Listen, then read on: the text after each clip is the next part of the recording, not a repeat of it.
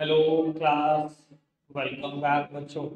तो प्यारे बच्चों, स्टार्ट करते हैं नया लेक्चर। तो आज लेक्चर काफी बड़ा है, इसलिए चुप रहना। तो कोशिश कर सकते हैं 8 से पहले खत्म करते हैं, वरना 8 क्रॉस। ठीक है जी। चैप्टर खत्म करना है। इवन बेटा मेरे को 2-3 न्यूमेरिकल आज करा कर जाने हैं। ठीक है जी। और बेटा टोटल नंबर ऑफ न्यूमेरिकल इस चैप्टर में 16 है, संदीप गर्ग सर की बुक में। ठीक है जी। आज 3-4 करेंगे तो कल जाकर अभी भी मेरे पास कल के लिए भी 10-11 न्यूमेरिकल और बचेंगे ही। ठीक है। तो बाबू सब सामने देख रहे हैं। लास्ट टॉपिक हमने पढ़ा था इंडिफरेंस कर्व, है ना। क्या था indifference curve? various combination of bundle of two goods that sorry in which consumer can't differentiate। Sir बड़ी सीधी सी बात है, जब मैं इंडिफरेंस कर्व को पढ़ाता था पहले मैं कहता था कर्व पे फोकस करो। कर्व वर्ड लिखा है, ग्राफिकल रिप्रेजेंटेशन तो है ही है। किसकी? वेरियस कॉम्बिनेशंस की। ठीक है ना। और बंडल ऑफ टू गुड्स, बेटा दो गुड्स के जितने भी बंडल बन सकते हैं सारे के सारे, ठीक है, जिसमें कंज्यूमर डिफरेंशिएशन नहीं कर पा रहा, यानी कि बेटा वो सारे के सारे बंडल इक्वल सेटिस्फेक्शन दे रहे होंगे कंज्यूमर को, इसी वजह से वो डिफरेंशिएट नहीं कर पा रहा।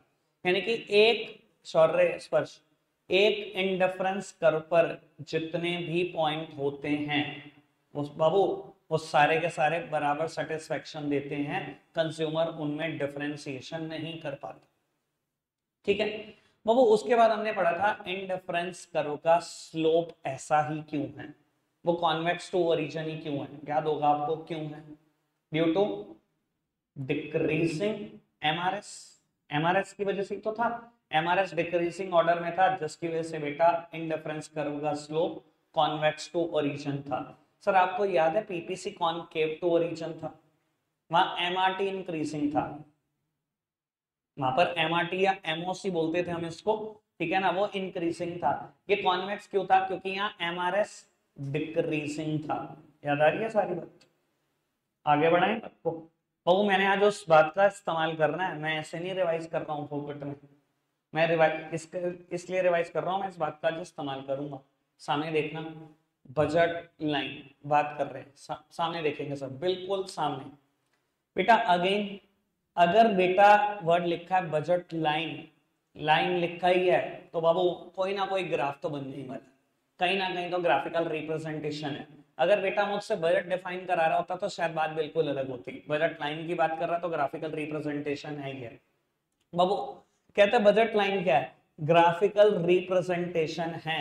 अब बाबू कुछ बात आपको लग सकती है इंडिफरेंस कर्व जैसी हो, यहां से लेकर यहां तक, all possible combination of two goods, ऐसी कुछ बात पड़ी थी कल इंडिफरेंस कर्व में भी, आई थी। लेकिन आगे भी बात है यहाँ पर, all possible combination of two goods which can be purchased with given income and price such that the cost of each combination is equals to money income of consumer। बेटा बजट लाइन में हम क्या करेंगे? Graphical representation करेंगे all those combination of two goods, दो goods के उन सारे कॉम्बिनेशन की, उन सारे कॉम्बिनेशन की, कौन से सारे कॉम्बिनेशन की? जिन कॉम्बिनेशन की कॉस्ट कंज्यूमर इनकम के बिल्कुल बराबर होगी। वो सारे कॉम्बिनेशन आएंगे बजट के इनकम पर जहां पर कंज्यूमर की इनकम और बेटा बंडल की कॉस्ट बिल्कुल बराबर होगी, वो सारे कॉम्बिनेशन। अच्छा जी, आओ जी एग्जांपल से समझाने की कोशिश करता हूं। बेटा मैंने एज्यूम किया इसमें कंज्यूमर की इनकम 20 रुपए है, और बेटा दो गुड्स हमने एज्यूम किया है, one is banana and second one is Apple. कल भी यही थे बेटा। एक एप्पल की कॉस्ट 4 रुपए और बनाना की कॉस्ट बेटा 2 रुपए। अच्छा एक बात बताओ, अगर मेरी इनकम 20 रुपए है तो बेटा अगर मैं 10 बनाना बाय करूं जो कि 2 रुपए का है, क्या 20 के 20 रुपए खत्म? बेटा एप्पल बाय कर सकता हूं? एप्पल बाय नहीं कर सकता बाबू। पूरे 20 लग गए। क्या ये पॉइंट बजट लाइन पे आएगा कि नहीं आएगा? बजट लाइन पे कौन सा पॉइंट आएंगे? वो सारे कॉम्बिनेशन आएंगे दो गुड्स के। कौन से सारे कॉम्बिनेशन? जिन कॉम्बिनेशन की कॉस्ट कंज्यूमर इनकम के बराबर होगी। मेरी कंज्यूमर इनकम 20 रुपए, वो सारे के सारे कॉम्बिनेशन आएंगे जिसमें 20 रुपए खर्च हो रहे होंगे मेरे। पक्की बात? कोई दिक्कत कोई परेशानी तो नहीं? बेटा सामने देखते ना। अच्छा अगर आप एक एप्पल बाय करो तो एक एप्पल की कॉस्ट कितनी है? 4 रुपए। बेटा बनाना की कॉस्ट कितनी है? ₹2। बेटा कितने बनानास बाय कर पाओगे? 8 बनानास बाय कर पाओगे, 16 और ये 4, ये भी 20। अच्छा अगर एप्पल 2 कर दें तो मल्टीप्लाइड बाय 4, ₹8 तो खर्च हो गए। बनाना के लिए कितने बचे? ₹12। 2 का 1 है मतलब 6। सेम अगर यहाँ 3 कर दूं तो 4, 4 कर दूं तो 2, और अगर मैं सारे ही एप्पल बाय कर दूं 5 के 5, ₹4 का आएगा, 20 के 20 रुपए यहाँ करना, बनाना बिल्कुल बाय नहीं कर पाऊंगा। क्या बेटा ये सारे के सारे पॉइंट बजट लाइन पे दिखाई देंगे? बिल्कुल दिखाई देंगे। बजट लाइन में सिर्फ वही पॉइंट आ सकते हैं जहां कंज्यूमर की इनकम के बराबर हो जाए बेटा इन प्रोडक्ट का कॉम्बिनेशन की कॉस्ट। ठीक है ना जी बाबू? जितने भी कॉम्बिनेशन यहाँ पर हैं इनकी कॉस्ट बिल्कुल कंज्यूमर इनकम के बराबर है या नहीं? बिल्कुल कंज्यूमर इनकम के बराबर है। बनाए, लाइन बनाए। चलो जी बजट लाइन ड्रॉ करते हैं। बाबू अगर यहीं से कुछ एक्स्ट्रा बात भी बतानी हो तो बेटा एक बात बोल देता हूं। बेटा सेक्रीफाइस देखना है यहाँ पर, बनाना में सेक्रीफाइस हो रहा है कि नहीं हो रहा, फटाफट से देखो। और बेटा एप्पल में गेन हो रहा है। क्या चीज वाई एक्सेस पैगी, क्या चीज एक्स एक्सेस पैगी? बहुत दिन हो गए बोलते हुए। बनाना वाई एक्सेस पे, क्यों? क्योंकि जिसका भी सेक्रीफाइस करना है उसे वाई एक्सेस पे प्लॉट कर लो। बाबू सेक्रीफाइस देखना हर लेवल पे, तो गेन 1, 2 बनानास 1 एप्पल, इधर देखना चाहिए तो 1 सर, नेक्स्ट लेवल 2 1 दिखाई दे रहा है, और नेक्स्ट लेवल फिर यही हालत है, और बेटा उससे नेक्स्ट लेवल फिर वही हालत है। समझदार हो सर, इसी इसी की वजह से तो सारा का सारा स्लोप डिटरमाइन होता है। अगर आप याद हो करो तो पीपीसी में बेटा एमओसी या एमआरटी इंक्रीजिंग था, तो बेटा कर्व बना था concave to origin. Sir indifference curve में एमआरएस डिक्रीजिंग था यहाँ पर, तो शेप बनी थी कॉन्वेक्स टू ओरिजिन। और अगर बेटा ये कांस्टेंट ही नजर आ रहा है तो बाबू स्ट्रेट लाइन ही तो होगी। अगर सोच पा रहे हो, समझ पा रहे हो, ये स्ट्रेट लाइन ही तो होगी। कोई दिक्कत कोई परेशानी तो नहीं? बहुत स्लो चल रहा हूं अभी तक तो मैं। बाबू ये स्ट्रेट लाइन ही दिखाई देगी, चाहे आप प्लॉट करके देख लेना। बाबू डायग्राम ज्यादा बढ़िया तरीके से दिख नहीं पाएंगे, कुछ ना इशू है इसमें। फिलहाल चलो खैर कोई दिक्कत नहीं, मैं प्लॉट करके दिखा देता हूँ, कोई इतनी दिक्कत वाली बात है। सब सामने देख रहे हैं बेटा। बेटा एप्पल की unit on X axis, apple की यूनिट्स ऑन एक्स एक्सेस, ठीक है जी। और बेटा बनानास ऑन वाई एक्सेस, 2 का ही गैप ले लेते हैं, ठीक है। बेटा पहला बंडल क्या था? 0 10। बेटा 1 एप्पल 8 बनानास, 2 पर 6, 3 पर 4, 4 पर 2, 5 पर 0। स्ट्रेट लाइन, कोई दिक्कत कोई परेशानी तो नहीं? पक्का से बात क्लियर हो गई? आगे बढ़ सकते हैं, इतनी बात कोई समस्या तो नहीं? बेटा बजट लाइन के कुछ दूसरे भी नाम हैं जो एमसीक्यू के लिए इंपॉर्टेंट है, एज सच मुझे और नहीं चाहिए। ठीक है जी, मैंने सारे नाम लिख दिए, जिस जिस नाम से जाना जाता था, सबसे इंपॉर्टेंट नाम वही है, बजट लाइन ही बोलते हैं हम इसको। ठीक है जी, आगे बढ़ सकते हैं। Budget line clear, diagrammatic explanation बिल्कुल क्लियर, डायग्राम बिल्कुल क्लियर। बढ़े आगे बाबू। Next topic is budget set. बेटा बजट सेट क्या होता है? देखो इसने टेक्निकल भाषा में इसको एक्सप्लेन तो करने की कोशिश करी, पर बेटा मैं अपनी भाषा में बजट सेट क्या आप किसको बोलता हूं? बेटा बजट सेट को मैं सिंपल भाषा में बोलता हूं, चाहे तो बोल लो बंडल्स, चाहे बोल लो वेरियस कॉम्बिनेशंस। बेटा चाहे बोल लो बंडल, चाहे बोल लो various combination data consumer can purchase with the given income. बेटा वो सारे के सारे बंडल जो कंज्यूमर अपनी इनकम से खरीद सकता है उन्हें हम बोलते हैं बजट सेट्स। ठीक है जी, वो सारे बंडल्स, वो सारे कॉम्बिनेशन जो कंज्यूमर अपने गिवन इनकम से खरीद सकता है, 2 गुड्स के, वही बेटा बजट सेट्स है। समझाने के लिए बेटा एक बात करता हूं, मैं बजट सेट को वैसे बार बार कोशिश करता हूं कि मैं डायग्राम से ही एक्सप्लेन करूं। 1 मिनट के लिए सब सामने देख रहे हैं। अरे 1 मिनट, लो जी बाबू, अभी मैंने डायग्राम ड्रॉ किया था, बजट लाइन का यही डायग्राम है, इधर देखना बाबू, ये जो पॉइंट है 10 बनानास 0 एप्पल है, सामने देखो बाबू, ये जो पॉइंट है 8 और 1 है, 8 बनानास 1 एप्पल। बाबू ये जो पॉइंट है एच पॉइंट, ये क्या है 6 और 3, सॉरी 6 2 होगा बेटा। जी पॉइंट जो है ये 4 3 है बेटा। ये पॉइंट है 2 एंड 4, और ये पॉइंट है बेटा 0 और 5। कोई दिक्कत कोई परेशानी तो नहीं, सामने देखते रहेंगे सर। बाबू क्या ये मैं अपनी गिवन इनकम से खरीद पा रहा हूँ? हाँ खरीद पा रहा हूँ। क्या ये बजट सेट का पार्ट होगा? बिल्कुल होगा, लेकिन और भी बात करेंगे, आगे बढ़ाते हैं बात। अच्छा एक बात बताओ, मैं एक सेट ये खरीद पा रहा हूं, एक बंडल 8 1 का, मतलब 8 बनानास और 1 एप्पल, ये भी पार्ट है। 10 0 है, बिल्कुल है। 8 1 है, बिल्कुल है। अच्छा एक बात बताओ, 8 0 है कि नहीं है बजट सेट? बजट सेट क्या है? बंडल या कॉम्बिनेशन दो गुड्स का जो कंज्यूमर अपनी इनकम से खरीद सकता है। अच्छा ये बंडल खरीद सकता है, ये नहीं खरीद सकता। 8 बनानास 1 एप्पल खरीद सकता है, 8 बनानास 0 एप्पल नहीं खरीद सकता? खरीद सकता है। अच्छा 6 2 खरीद सकते हो, 6 1 6 0 नहीं खरीद सकते? खरीद सकते हैं ना बाबू। बजट सेट बनाने का आसान तरीका एक न्यूमेरिकल में सिखाऊंगा। यहाँ पे बहुत सारे बजट सेट बन जाएंगे जो कंज्यूमर अपनी इनकम से खरीद सकता है, मैंने दिखाने की कोशिश करी। सेम वे अगर मैं बताऊं बेटा 4 3 हो सकता है, 4 2 नहीं हो सकता, 4 1 नहीं हो सकता, 4 0 नहीं हो सकता? हो सकता है ना। मैं इसका बहुत आसान तरीका बताऊंगा जब मैं न्यूमेरिकल कराऊंगा, पर बजट सेट का मतलब जरूर समझ लो। बजट सेट है क्या? चाहे तो कह लो सिंपल भाषा में बंडल, चाहे कह लो various combination of two goods that consumer is easily purchase with the given income.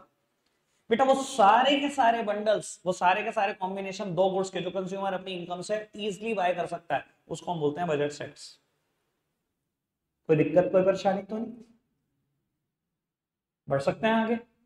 चलो जी बात को बढ़ाते हैं आगे। बेटा आगे बढ़ाया हमने, टॉपिक आया algebraic expression of budget line. Budget line को मैथमेटिकल लैंग्वेज में कैसे लिख सकते हैं? सर इतना मुश्किल नहीं है, देखने में लग रहा होगा बेटा बहुत मुश्किल है।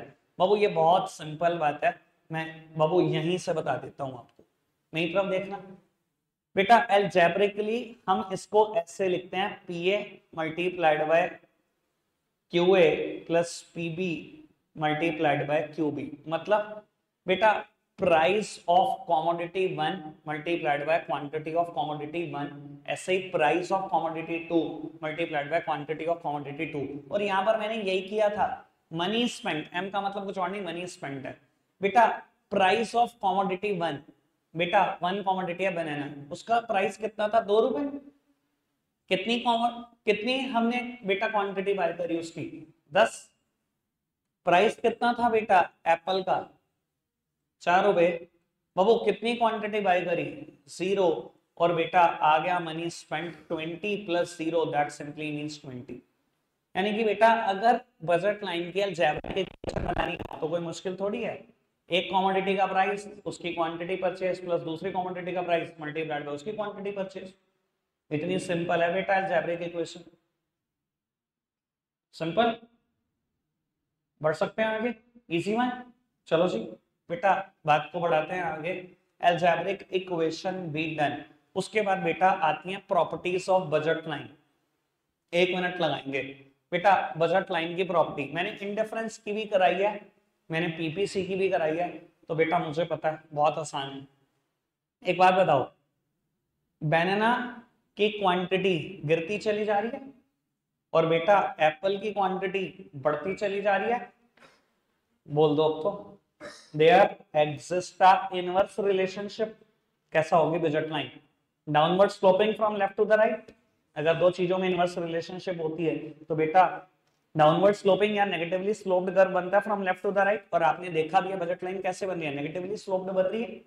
ठीक है जी। दूसरी बात, समझदार को इशारा काफी, it should be a straight line. क्यों? क्योंकि बेटा दिखाई दे रहा है मुझे कि यूनिट सैक्रिफाइस और यूनिट गेन, बेटा ये रेशो कैसी है? ये कांस्टेंट है। अगर एमआरटी बढ़ता हुआ था तो कॉनकेव टू ओरिजिन, अगर एमआरएस गिरता हुआ था indifference curve is convex to origin. और अगर बेटा ये गैप है ही कांस्टेंट तो बाबू it should be a straight line. दो ही प्रॉपर्टी है, स्ट्रेट लाइन और बेटा डाउनवर्ड स्लोपिंग कर्व। क्या मैं क्लियर हूं इस बात को लेकर? दिखता है बेटा एक टॉपिक दूसरे से कितना रिलेट करता है, एक अच्छे से पढ़ो तो दूसरे में मेहनत कम करनी पड़ती है। क्लियर है बात? समझ आ रही है सारी बात? बेटा घर जाकर ना आपकी मेहनत थोड़ी ज्यादा है मुझसे। डाउनवर्ड स्लोपिंग कर्व है, स्ट्रेट लाइन है। आगे बढ़ सकते हैं पक्का से? चलो जी आगे बढ़ाते हैं। बेटा टॉपिक स्टार्ट होता है shift in the budget line. ये 1 मिनट का मुद्दा है, जो 1 मिनट का उस पर 1 ही मिनट लगाऊंगा, जिसमें मेहनत लगानी है उस पर लगाऊंगा। बेटा shift in the budget line, Babu budget line में दो अलग अलग रास्तों से शिफ्ट हो सकता है। पहला रास्ता है effect of change in the income of consumer. कहता है अगर कंज्यूमर की इनकम बदल जाए तो भी बजट लाइन में शिफ्ट हो सकता है। और दूसरा भी तरीका है, एक बात बताओ, अभी मैंने बजट लाइन बनाई, बहुत सारे कॉम्बिनेशन ड्रॉ करे बजट लाइन पे। एक कॉम्बिनेशन था 10-0, एक था 0-5। 10-0 मतलब 10 बनानास बाय करे क्योंकि इनकम आनी 20 रुपए, और बेटा एप्पल आप एक भी बाय नहीं कर पाए क्योंकि 20 के 20 रुपए खत्म हो गए बनानास। ठीक है जी। सेम वे बेटा कोई भी बनाना बाय नहीं करा, 5 एप्पल बाय कर लिए क्योंकि 4 रुपए का एक था, है ना। ये कंज्यूमर की इनकम 20 रुपए थी तब कहानी। अच्छा एक बात बताओ, अगर कंज्यूमर की इनकम 40 हो जाए, उसने बोला ना इनकम कंज्यूमर की बदलने से बजट लाइन में शिफ्ट हो सकता है। बाबू अच्छा कंज्यूमर की इनकम 40 हो जाए, समझदार को इशारा काफी, बजट लाइन कहां शिफ्ट होगी? कहां शिफ्ट होगी? Towards right. बहुत ही बढ़िया। तो किस किस को समझ में आया कि राइट शिफ्ट होगी? देखो अगर थोड़े से दिमाग लगा लो ना पक्का आप सोच सकते हो राइट शिफ्ट होगी। कैसे, मैं समझाने की कोशिश करता हूं। अगर बैनानास 10 बाय हो रहे थे 20 रुपए की इनकम पर, अब 40 हो गई, कितने बाय होंगे? 10 होंगे? 20? 20 दो का एक है, 40 रुपए इनकम है, 20 होगा। बाबू अगर 10 यहाँ है तो 20 तो बहुत ही ऊपर होगा। सेम सेम वे बेटा अगर 20 रुपए की इनकम है, 5 एप्पल बाय हो रहे थे, अब 40 रुपए इनकम है, अब कितने बाय होंगे? 10। 4 रुपए का एक एप्पल था। बाबू अगर 5 यहाँ पर है, 1 2 3 4 बाय, तो 10 तो कहीं यही होगा। और बाबू आप खुद समझदार हो, मुझे खुद बताने की जरूरत नहीं है, राइट वर्ड शिफ्ट नहीं दिख रहा आपको? सेम वे अगर इनकम 20 की 10 रह जाए तो बाबू कहां शिफ्ट होगा? लेफ्टवर्ड। यानी कि इनकम बढ़ेगी तो बजट लाइन राइटवर्ड शिफ्ट होगी, सब मानना है इस बात को। और इनकम कम होगी लेफ्टवर्ड शिफ्ट होगी। बात सबको समझ में आई? पक्का से देख लो, कोई दिक्कत कोई परेशानी तो नहीं? ठीक है जी आप कह रहे हो तो। दूसरी बात मैंने कहा था शिफ्ट दो अलग अलग वजहों से होगा। बाबू दूसरी बात effect of change in price, चाहे एप्पल के प्राइस में चेंज हो चाहे बनाना के प्राइस में चेंज हो, उसकी वजह से भी जो होगा वो शिफ्ट है। लो समझते हैं बेटा इस बात को भी। बाबू आपके पास जो नोट्स है उसमें फिगर्स बिल्कुल क्लियर है, यहाँ पर क्लियर डिस्प्ले नहीं हो पा रही फिगर, कुछ ना कुछ इशू है, टेंशन मत लो, उसकी वजह से ही मैं मेहनत कर रहा हूँ। ठीक है जी। बेटा अभी हमने एक बजट लाइन बनाई थी जहां हमने एक पॉइंट लिया था 10-0 और एक पॉइंट लिया था 0-5। यहाँ पर और भी पॉइंट थे, जैसे कि एक पॉइंट था 8 और 1, एक और पॉइंट था 6 और 2, और भी बड़े पॉइंट थे। ठीक है जी। इस बजट लाइन में बहुत सारे पॉइंट थे और वही पॉइंट हो सकते हैं बजट लाइन पे जो एग्जैक्टली इनकम के बराबर हो कंज्यूमर की। याद है ना, अभी यही बात करी थी हमने। तो कुछ एक बात बताओ, एक पॉइंट है 6-2, ठीक है, मतलब 6 बनानास और 2 एप्पल्स। बाबू 6 बनानास, एक बनाना कितने का था? 2 रुपए। 12 रुपए तो आपके इसमें लग गए, इनकम कितनी थी? 20 रुपए। अब मैं कहूं एप्पल का दाम बेटा पहले कितना था? 4 रुपए था, 4 नहीं 8 हो जाए। पहले तो एक पॉइंट था 6-2, ये 1 है, ये 2 है, ये 2 है, ये 4 है, ये 6 है, ये था बाबू एक कॉम्बिनेशन 6-2।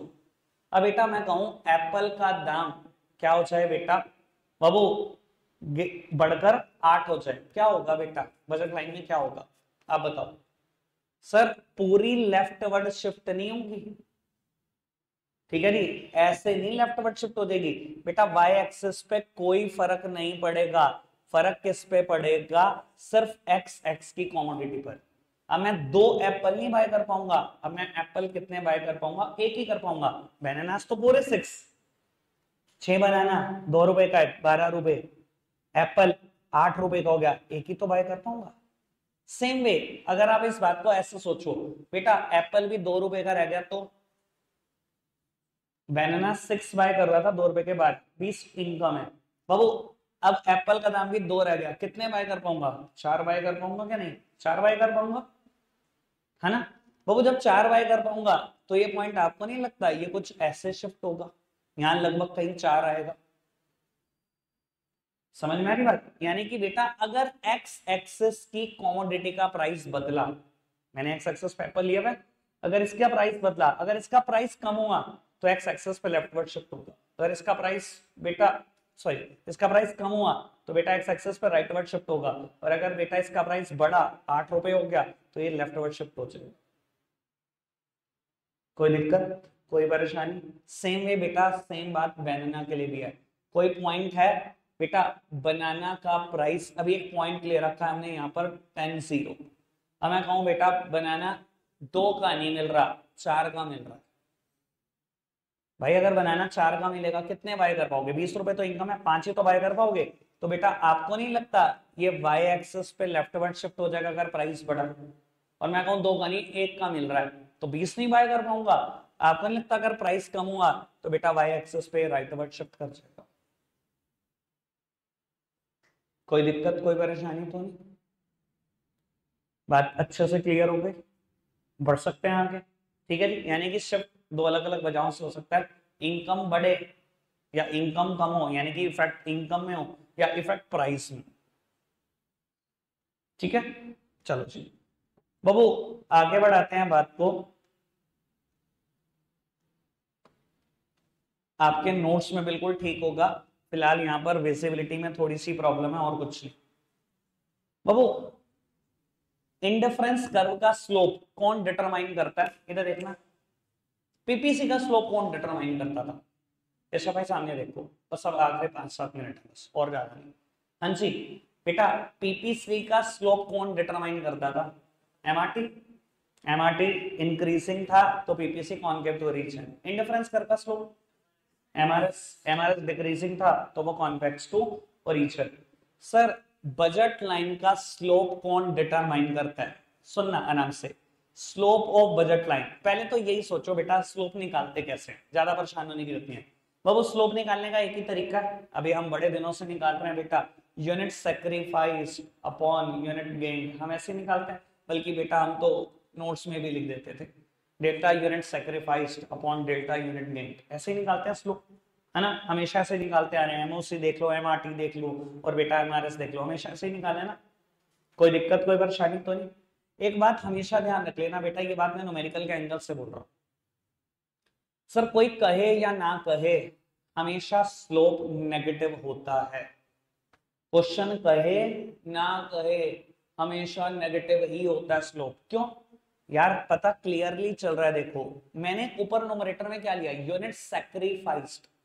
अगर कुछ सैक्रिफाइस हो रहा है तो नेगेटिव बात ही तो है।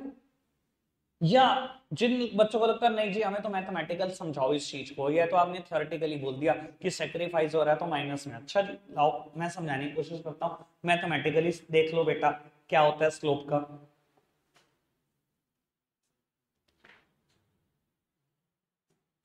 लो उत्तर,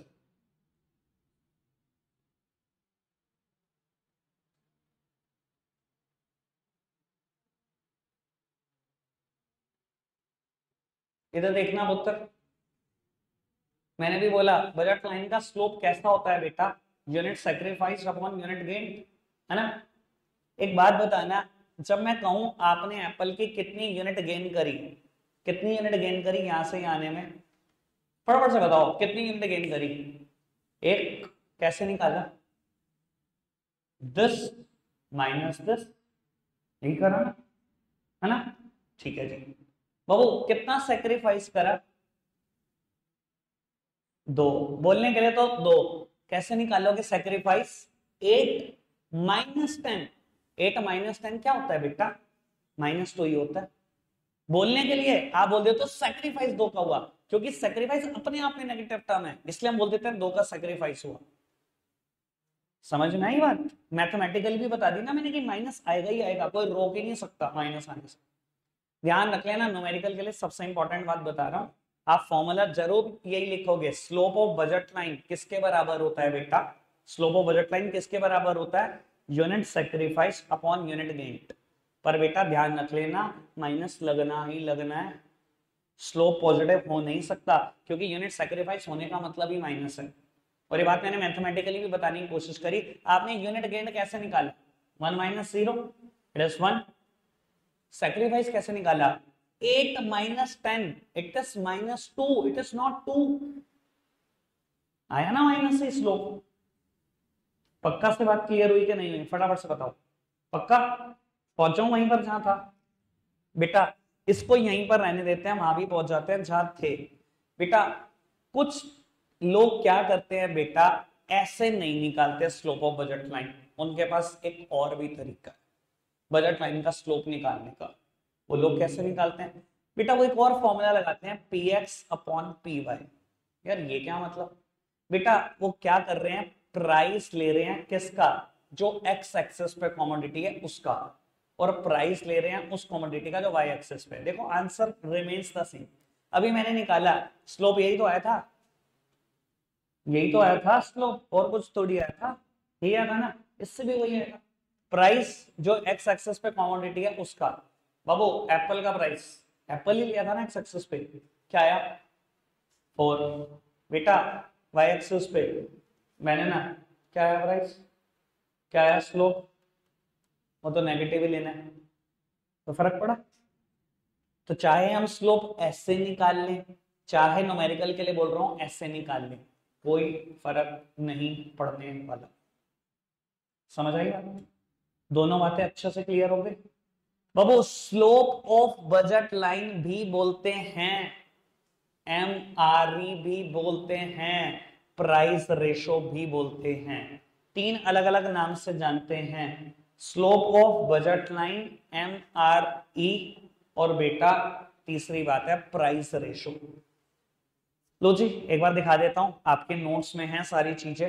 मैंने पहले कहा था बेटा आज का लेक्चर थोड़ा सा बड़ा है, पर बाबू फोकस्ड रहना, वरना खराब करते हो, सब खराब हो जाएगा बेटा, सारी मेहनत जितनी अभी तक लगाई है। बाबू ये मैंने सारी बातें लिख दी, चाहे बोल लो मार्केट रेट ऑफ एक्सचेंज, चाहे बोल लो प्राइस रेशो, चाहे बोल लो स्लोप ऑफ बजट लाइन, सब सेम है। देखो मैंने लिखा भी है slope of budget line again, बाबू unit of bananas willing to sacrifice upon unit of apple willing to gain, that simply means delta unit sacrificed upon delta unit gain. चाहे तो ऐसे कह लो, चाहे बेटा ऐसे कह लो, देखो लिखा हुआ है slope of budget line is denoted by MRE, market rate of exchange.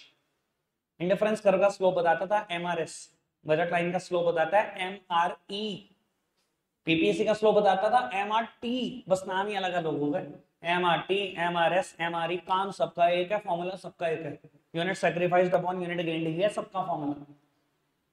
ठीक है जी, बस बाबू इसने यहाँ पर एक नया फॉर्मूला और बना दिया कि हम इसे प्राइस रेशो से भी डिटरमाइन कर सकते हैं, price of X upon price of Y. कोई दिक्कत कोई परेशानी तो नहीं, स्लोप ऑफ बजट लाइन कह लो, एमआरई कह लो, प्राइस रेशो कह लो, पक्का से आगे बढ़ जाए। चलो जी बाबू, अब मैं इंडिफरेंस कर्व से कंज्यूमर इक्विलिब्रियम बता रहा हूं।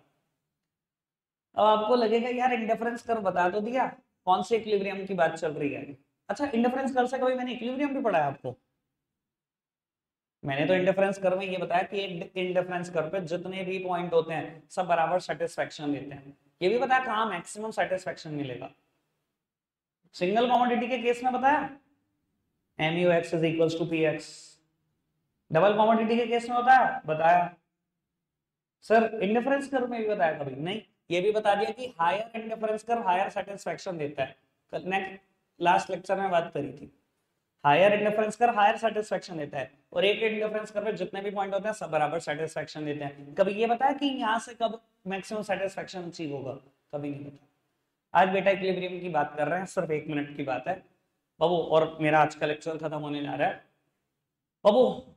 वो 1 मिनट की बात यह है, इंडिफरेंस कर्व जब बजट लाइन के बराबर हो जाए तब बेटा समझ लेना आपको मैक्सिमम सेटिस्फेक्शन मिलेगा। ये बात मैं क्यों कह पा रहा हूं और कैसे कह पा रहा हूं बेटा ये समझना। अच्छा एक बात बताओ, कंज्यूमर इन तीनों में से कहां पहुंचना चाहता है, इंडिफरेंस कर्व 3, बड़ा ऑब्वियस आंसर, सबने आंसर दिया। अरे क्या बात कर रहे हो, इंडिफरेंस कर्व 3 क्यों?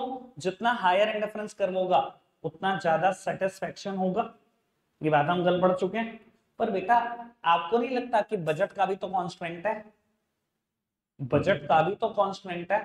हो सकता है बेटा बजट लाइन पे क्या चीजें प्लॉट होती थी, वो जो कंज्यूमर की इनकम के अंदर अंदर आते हैं वही तो चीजें प्लॉट होती थी।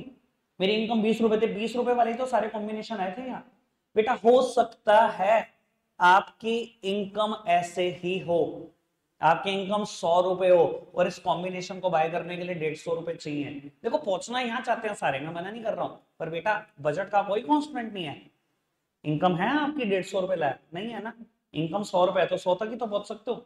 तो बेटा जहां ये दोनों इंटरसेक्शन कर जाएं, बजट लाइन और इंडिफरेंस कर, वहां मैक्सिमम सेटिस्फेक्शन अचीव हो जाएगा। मैक्सिमम सेटिस्फेक्शन जहां इन दोनों का टेंजेंट होगा। सर ये कॉम्बिनेशन लेने के लिए 150 रुपए चाहिए, वो नहीं है, ये कॉम्बिनेशन 70 रुपए में आता है, पर मेरी इनकम 100 रुपए है, तो मैं बेटा 100 खर्च करके जो combination best to best, max to max satisfaction देता होगा वही तो जाना चाहता हूँ। समझ में आती है बात? ठीक है जी। भाई लोग तो IC4 तक जाना चाहते हैं, IC5 तक जाना चाहते हैं। भाई सबसे इंपॉर्टेंट चीज है बजट, आपकी इनकम के अंडर नहीं है, आप नहीं पहुंच सकते वहां तक। अपनी लिमिटेड इनकम में जहां तक मैक्स पहुंच सकते हो उसकी बात करो, कोई दिक्कत कोई परेशानी तो नहीं। यानी कि अगर बेटा मैं कंडीशन बताने की कोशिश करूं तो कंडीशन ये है, इंडिफरेंस कर्व का स्लोप डिटरमाइन करता था MRS, और बेटा इसका स्लोप डिटरमाइन करता था चाहे कह लो MRE चाहे कह लो प्राइस रेशियो। जहां ये दोनों बराबर हो जाएंगे वहां मैक्स सेटिस्फेक्शन मिल जाएगा, कोई दिक्कत कोई परेशानी तो नहीं। और बेटा ये किसके बराबर होता था, अभी मैंने डिसाइड किया था, PX अपॉन PY कह लो चाहे कह लो delta unit sacrifice upon delta unit gain. यानी कि बेटा MRS जब PX अपॉन PY के बराबर हो जाएगा क्या मैक्स सेटिस्फेक्शन मिल जाएगा। खत्म हो गया मेरा टॉपिक, बस कंफर्म कर दूं एक बात नोट से, फिर बैकअप कर देते हैं।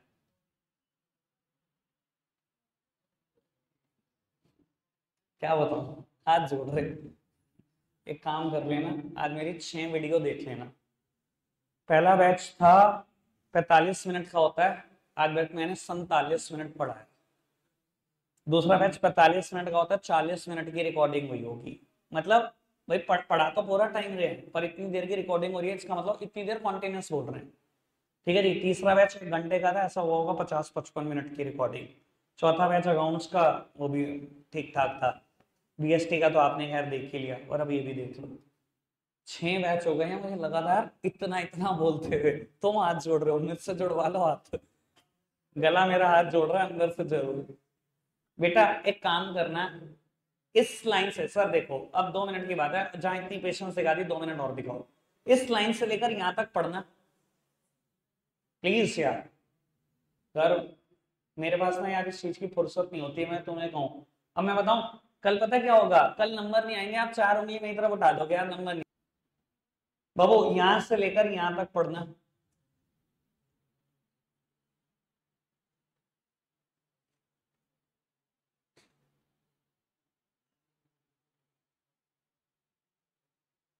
ठीक है बाबू, ये पैराग्राफ बड़ा काम का था। हायर इंडिफरेंस कर्व का मतलब हायर सेटिस्फेक्शन है, और हर कोई हाईएस्ट लेवल ऑफ सेटिस्फेक्शन तक जाना चाहता है, but subject to the budget constraint. आप जाना तो बहुत बड़े से बड़ा इंडिफरेंस कर्व पे चाहते हो, पर बेटा बजट का भी तो कॉन्स्टेंट है, इनकम के अंदर तो नहीं है ना वो। जो चीज इनकम के अंदर है वो उसी की तो बात करोगे। आगे बढ़ सकते हैं बेटा। उसके बाद है कंडीशन ऑफ इक्विलिब्रियम, मैंने अभी बताई एक कंडीशन जहां MRS बराबर हो जाएगा PX अपॉन PY के, एक कंडीशन तो वो है। दूसरी कंडीशन क्या है, बिल्कुल बच्चों वाली बात है, कहता है MRS कॉन्टिन्यूसली गिरना चाहिए, और गिरता है MRS, बताने की जरूरत नहीं है। MRS गिरता है तभी तो indifference curve convex to origin होता है। कल कंडीशन बड़ी थी ना, इंडिफरेंस कर्व क्यों होता है कॉन्वेक्स टू ओरिजिन, क्योंकि MRS गिरता है। कह रहा है MRS गिरना चाहिए, हमें पता है वो तो गिरेगा ही गिरेगा, तभी तो इंडिफरेंस कर्व बनेगा, वरना इंडिफरेंस कर्व ही नहीं बन सकता। कोई दिक्कत कोई परेशानी तो नहीं, बस खत्म हो चुका है बेटा। ये पॉइंट अगेन नोट्स में ठीक है बेटा, जहां बजट लाइन और इंडिफरेंस कर्व इंटरसेक्शन कर जाएंगे वहां मैक्सिमम सेटिस्फेक्शन हो जाएगा। ठीक है जी, चैप्टर खत्म हो गया। 16 न्यूमेरिकल हैं, मैंने आज एक भी नहीं छेड़ रहा, मैं सोच के आता वैसे 4 न्यूमेरिकल कराने के लिए। कल एक ही दिन में खत्म करेंगे, परसों डिमांड शुरू करेंगे। रखते हैं आज के लिए इतना ही है प्यारे बच्चों। बाय।